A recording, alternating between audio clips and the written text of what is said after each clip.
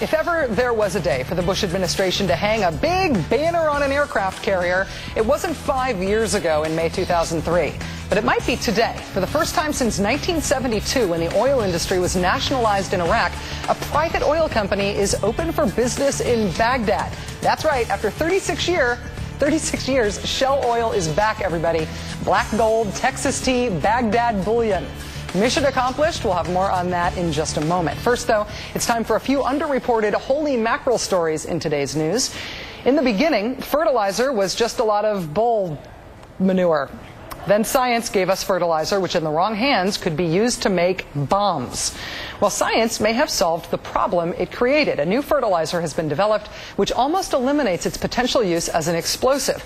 The discovery comes 13 years after homegrown terrorist Timothy McVeigh used a truck full of fertilizer to kill 168 Americans and destroy a federal building in Oklahoma City. The Department of Homeland Security has certified this new fertilizer, which is a mix of ammonium sulfate and ammonium nitrate. It's projected to be available in some parts of the country by next year, which will probably come as a relief to farmers who felt rather creepy all these years reporting their stockpiles of fertilizer to the federales. And now an update on a story we brought you last night. The U.S. Supreme Court has granted a last-minute temporary stay of execution to a man on death row just 2 hours before he was scheduled to be killed. Troy Davis was sentenced to die by lethal injection tonight for the 1989 murder of a Savannah police officer. 7 out of 9 witnesses who testified against Troy Davis recanted their testimony. No murder weapon, no fingerprints, and no DNA link Mr. Davis to the crime.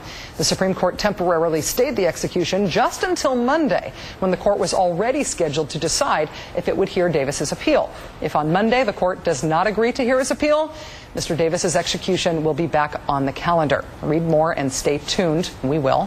Finally, in an unusual move, Republican Florida Congressman Tom Feeney has released a very sad new ad apologizing for his involvement with jailed Republican Uber lobbyist Jack Abramoff. 5 years ago, when I was first elected to Congress, I was invited on a trip to Scotland. I found out later it was paid for by a corrupt lobbyist. It was a rookie mistake, and I did everything I could to make it right. I reported it to the Ethics Committee, and I paid the money back.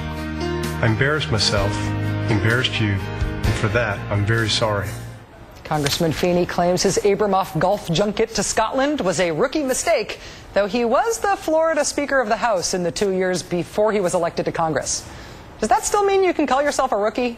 Feeney's Democratic opponent, Suzanne Kosmas, has just released a poll showing she is trailing Feeney, the incumbent, by just 1 point for November. She's also apparently got more cash on hand for her campaign than Congressman Feeney does.